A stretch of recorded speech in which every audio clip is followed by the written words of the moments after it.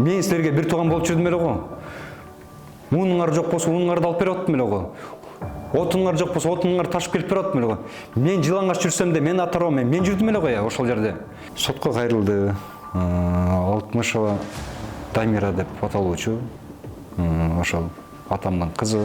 Булар керек десе өлгөн күндө билбейт. Атам Раматылык 13 январда көз жумган. Ал киши дагы ушул атамдын керезин мен аткарам. Мен сенден эч талашпайм деген. Мен бардым эле го сизге ошондо бир торпокту доолап 6000 сомду доолап туруп мен бир торпокту жетелеп барганда болот жесем жетелеп барган. Ой, мен багам, мен бөпөлөм тиле алдыман тиле чыгып, бүт барсын тиле айтып тиле, ой, кылбаган нерсени кылып берем. Ошол өзүнүн ата конушусу Нурбекке берсе ий карабыз. Алтын апчы, акыл эзиңизге келиңиз. Мен мына соттун чечимине мен наразымын. Мен конкретный фактылар келтирип берем. Эң артынан эмне дедиңиз? Нурбек 600 сом акча үйдөн урдап кетти деп туруп, Нурбекти мен колума берип туруп жөнөтүп жүрдүңүз. 600 сом акча үчүн бири-бирибизди жаман деп туруп, бизден экөөбүздөн жакшы табылбайт. Менде эшик дайым ачык болчу. Куран окутам десеңер да, башка кылам десеңер да, мен жок болгон күндө дагы мага бир звонок, жерде сотто деле ушундай билимсиз, сапатсыз болдум, юридический эчтекем жок. Адвокатым да жок бардым. Ассаламу алейкум. Жалпы эл журт, кутмандуу эл. Мен Сокол медиага кайрылуу себебим ушу бир туугандарым мага кастык кылып ата энемден калган жер конушун талашкандан келген себебим. Болбогон жерден ушундай арыз жалоо жазып, соттун чечими менен, адилетсиздик соттун чечими менен ошо ата энеден калган конушту ошолорго ыйгарып койгонуна, ошол себептен келип кайрылып турам. Урматтуу элиме. Берден элдин коштоосу менен мындай бир кандайдыр бир башка бир чара иштер менен бир жардам тебе деген үмүттөмүн. Адилеттүү болгонуна, адилеттүү болуш үчүн негизи ушундай нерсе менен кайрылып турам. Башкы историясын айтып бере турган болсом, ата конуш мен ошол Талас областында Манас району май айылында төрөлгөнмүн. Төрөлгөн жерим Кызыл Жыл сайылы, бирок өз чоңойгон, ошо бир айлык кезимен чоңойгон жерим. Тайне мен Тайтан колунда чоңойгом, мындай айтканда. Ошол кишилерди ата апа деп калгам. Себептен бир ай кезимен эле багып алган алар мени.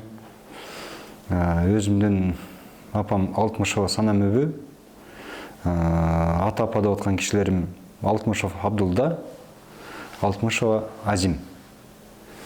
Ошолор кишилер мени багып, кагып, чоңойтуп, ошол акын асаттарын айтып, ошолордун тарбиясын көргөнмүн. Эски биздин айылыбыздын аты Багасалка деп аталат негизинде. Казыркы жаңы аты Май айыл өкмөтү болуп эсептелинет. Ошо Май айылдын ичинде тургуну болуп жашап, ошол жерде кичине өзүм бир аз болуп салымымды кошком. Ата энемди ошол жерде карап, багып, ошолордун айткан насаатынан эч жакка чыкпай, бир айткан сөзүн эки кылбай жүргөнмүн. Ошол айткан сөздөрүмө далилдикте айыл тургундары кепилдик берет буга. Ошол жерде 100% деп айтпасам да 90% барды мени тааныйт. Не дейин? Сотко кайрылды. Алтымышева Дамира деп аталуучу, ошол атамдын кызы. Казыркы аты жөнү Алтымышева, то есть Дадыева Дамира. Көлгө турмушка чыккан, Новосибирск шаарында турат. Өзүнүн турак жайы бар. Буга чейин деле ошо Новосибирск шаарына кеткенге чейин Кызыл Жылды сайылында өзүнүн деле турак жайы бар болчу. Гагарина көчөсүндө. Казыр дом номери изинен чыгып атат, по-моему, мен билишимче Гагарина 12 беле же 4 беле ушундай болчу. Ал жөнүндө деле маалымат бар, буюрса чогултабыз, данный момент чогултуп атабыз. Анан эмне дейин, берде жала айткан себеби, мен ошо тайнемен тайтанын колунда чоңоюп аткан себебимде, берде мынакей жалоо айтып аткан себебим мынакей берде. Бул негизги соттун чечими бул. Ушул жерде 2002 жылы Алтымышев Абдылда, мен атам Алтымышев Азим, мен апам экөө тең 1 жылда кайтыш болгон. Атам январда кайтыш болгон, апам июнда кайтыш болгон. Анан кийин ошол себеп менен ошол Новосибирск шаарына ушул Дамира эжем экөөбүз бири барганбыз. Элден жыйнап карызга калемпир алып ушинтип барганбыз. Барган кезибизде банкрот болдук. Банкрот болгон себебибизден мен айылга келдим, эжем качып айылга келген жок. Ошол Новосибирск шаарында калып кеткен. Калып кетип ошо менен келген эмес. Берде жала артып атканы ошо атам менен апам кайтыш болгондон кийин Алтынбек турак жайы жок, кайсы жерде жашаар билбей жүрген кезде мен ошол үйдү Алтынбекке калтырып кеттим деп туруп ушундай жала сөздөрдү айтып, сотко билбейм кандай кылганын, бирок акыйкат чечим чыгарган эмес да. Ошол себеп менен мынакей сот ошол Дамира эжеме ыйгарып койду. Мен далилдикти келтиргем. Менде далилдик келтире турган мынакей берде документтерим бар. Мынакей выписка 2004-жылы чыккан 26 октябрда. Номер 52 беринде дейт бул берде. Ошол чечим менен выпискасы менен чыккан менен мынакей берде мен технический паспорт өзүмө ушул турак жайды өзүмө жастырып алгам. Себеп дегенде ата энем ошо тирүү кезинде бул турак жай сеники, биз өлсөк биздин туюбузду жоктотпой ошол жерде туруп жашап, биздин насаатыбыздан чыкпай жашап жүргүн деп туруп ушул керез кылып калтырып кеткен. Бул керези атам Раматулловдун жалгыз бир баласы бар болчу, төлөп берген деген. Ал да Раматуллов кайтыш болуп кетти, өмүрү кыска экен. Ал киши дагы ушул атамдын керезин мен аткарам, мен сенден эч талашпайм деген. Ошондой эле ушул эле кишилер Алтымышева Анар бөбө деген Дамира эжемдин улуусу. Анан кийин Алтымышева Дамира, азыркы кезде Дадыева Дамира. Алар деле биз көзүбүздүн тирүү кезинде сенден тамды эч ким талашпайт деп жүрүшкөн. Бирок ошонусу кандай ляпистерин жеп, азыр данный момент ошо тамды талашып атат менден.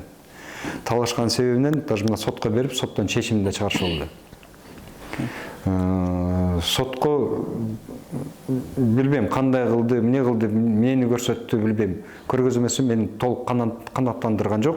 Себеп дегенде канааттандыра турган эч кандай бир ал жерде бир мындай бир пайда келтирүү жагы эчтекеси болгон жок. Мен дал ошол жерде атам менен апамдын колунда 1977 жылы 16 декабрда төрөлгөм. Кызыл Жылыс айылында. Ошол эле Манас районуна карайт. Турмуш деген татаал да өзү негизи. Мен өзүмдүн апамды мама дечим, Алтымышева Санам бөбүнө. Ошол кишинин курсагында кеткем. Алар ажырашып кеткен мен атам менен. Бекназаров Шамаратбек деген ал менин атам болгон. Мен анда өмүрү кыска экен, кайтып кетти бул дүйнөдөн.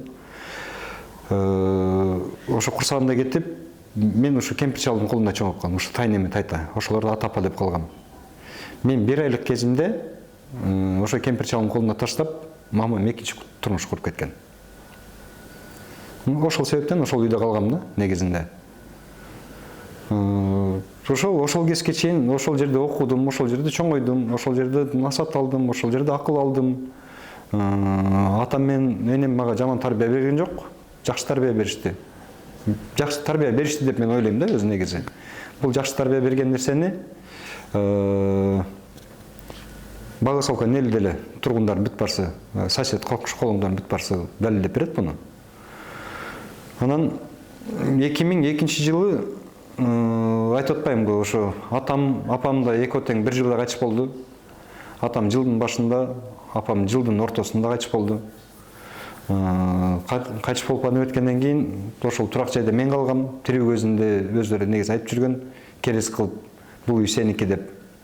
Бул нерсени эгерде чындыкты мойнуна кабыл алып турган болсо, ушул 60 Анарбек менен Дадыева Дамира деле далилдеп берет. Просто бул чындыкты булар өздөрү мойындобойт да. Негизинде Багасовка эл тургун бүт барсы билет. Мурунку Багасовка азыр Май айылынын тургундар бүт барсы билет. Бирөө да калбайт. Ошол 22, то есть 2002 жылдан бери ушул күнгө чейин, ушул жылга чейин мен налогту, отун суу бүт барсы мен төлөп келем. Менден башка ал жерде төлөгөн адам жок болчу. Мен эле төлөп келатам. Бул себепте берде ушул эжем экөөбүз баягы бир туугандардын ортосунда кичине бир чатак болот го. Болбой коюш мүмкүн эмес. Болбой эле болгон жакшы болуп калчу. Как-то все равно бир болду. Ошол уруш талаштан берде бир ой бузула турган деле мындай бир мисал деле болгон жок. Ошо эжем экөөбүз кичине урушуп калдык. Бишкекте, мен квартирада, съемный квартирада турам. Лосок-пеште. Ошол жерде биздикине келип коноктоп жүрчү. Ошол жерден экөөбүз кичине урушуп кеттик. Ошол урушуптун аркасынан мен сенден тамда тартып алам деген ушул нерсе менен чыкты. Документтерди көрсөтүп анып өткөндө берде азыр дагы бир мен негизги бир өзүнчө мынакей ооз бир доказательством ушул эле жерде. Мынакей берде чечим чыгып атпайбы? Чечим чыкканы бул жерде мынакей Алтынбек турак жайы жок жүргөн үчүн себептен 2002 жылы мен Россияга кетем деген себебимден Алтынбекке ушул үйдү ыйгардым. Ушул жерде жашасын деген нерселерди көрсөтүп атат дагы. Анан кийин берде мынакей дагы бир нерсе. Мына экинчи бетинде чечим жагында. Бул негизи доо арызында деле жазылган. Мен собственниктигимге менде мүмкүнчүлүк болгон жери жок. Бирок азыр болсун мынакей судьянын аркасынан мүмкүнчүлүктү келген үчүн айтып атам. Берде мынакей жазылып турат да 3339,6 чарчы метр участогу Бекназаров Алтынбекке болуп катталган деп аныкташкан дейт. Анан кийин экинчи себеп берде мага дагы бир участок жер катталып калган экен, ошо Май айылында.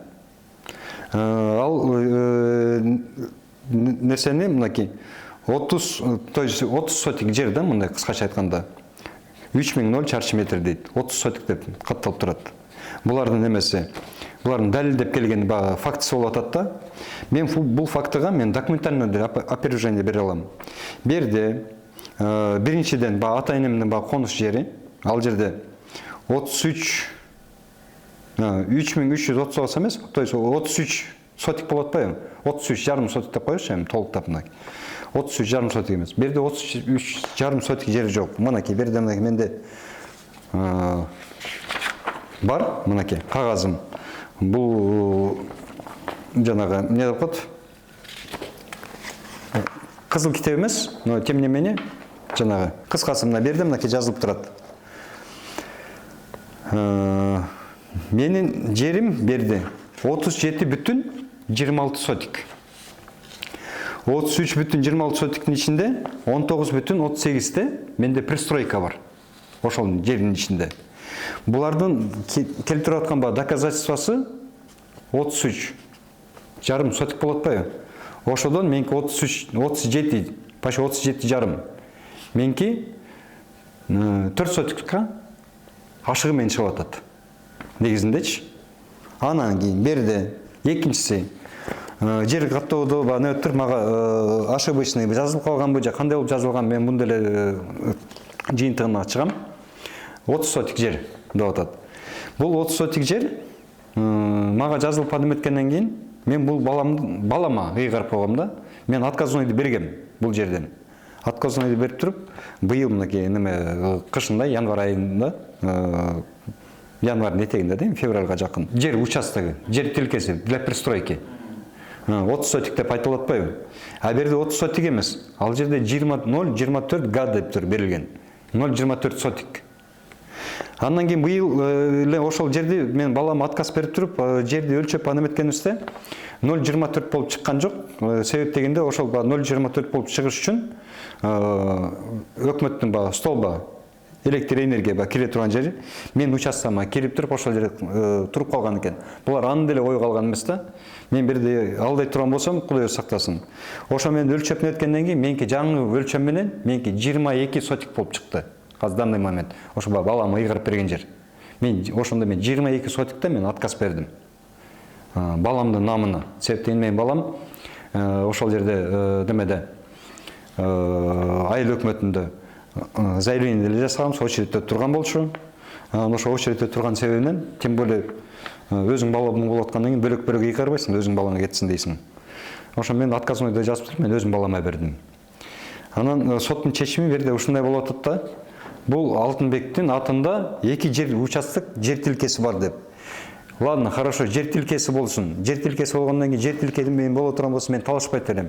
Мен ата-энемдин конушун гана талашып атам да. Мага ыйгарып койгон гана нерсени. А муну экинчи нерсе 24 сотикте. Мен буну талашкым да жок негизинде. Но раз ма катталып калгандан кийин, туура эмес катталып калгандан кийин, колумда турган баркыңды кетирбеш үчүн мен балама ыйгардым да.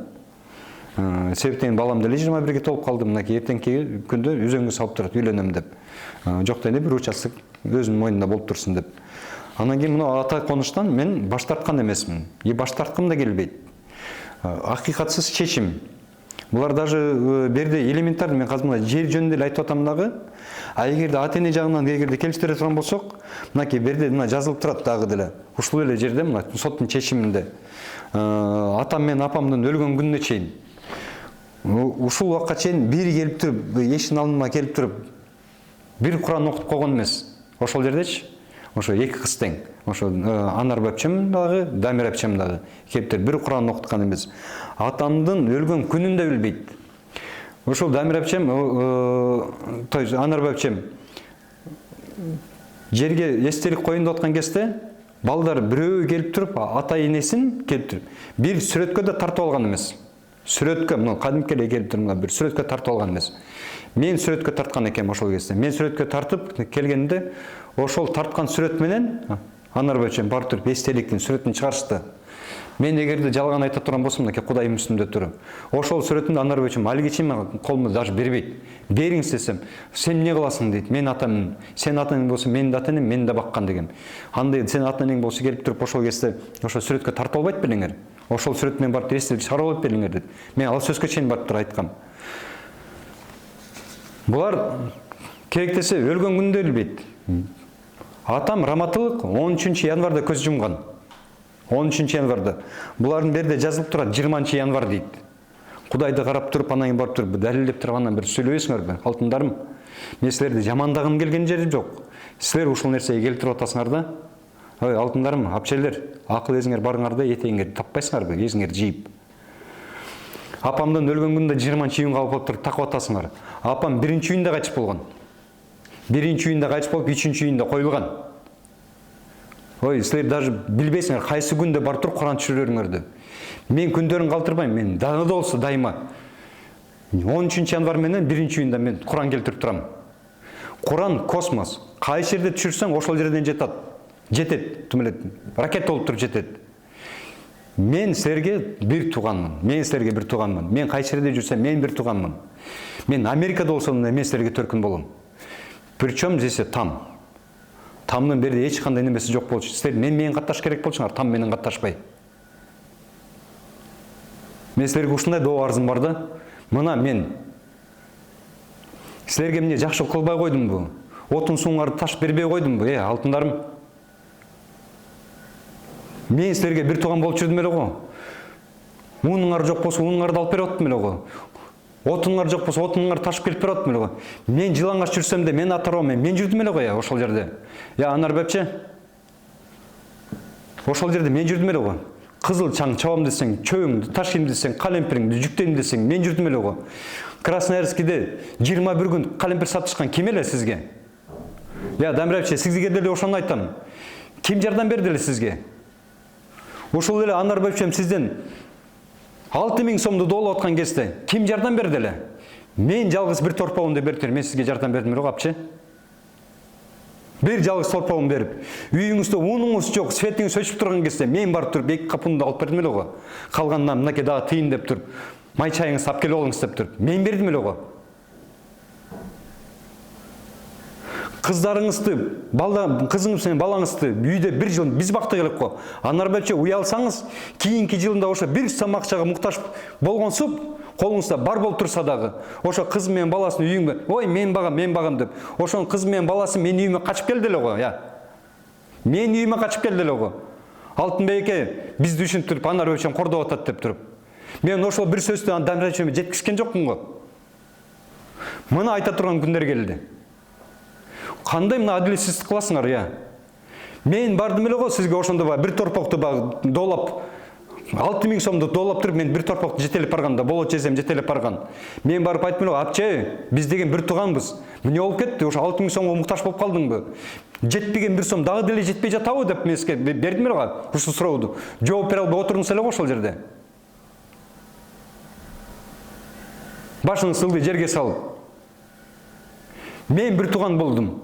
Ошол мамам кайтыш болгон кезде мен кичинекей үкөлөрүм, карындаштарым кичинекей болуп, эң кичинекей үкөмдү Нурбекти колуңузга алып кеттиңиз го.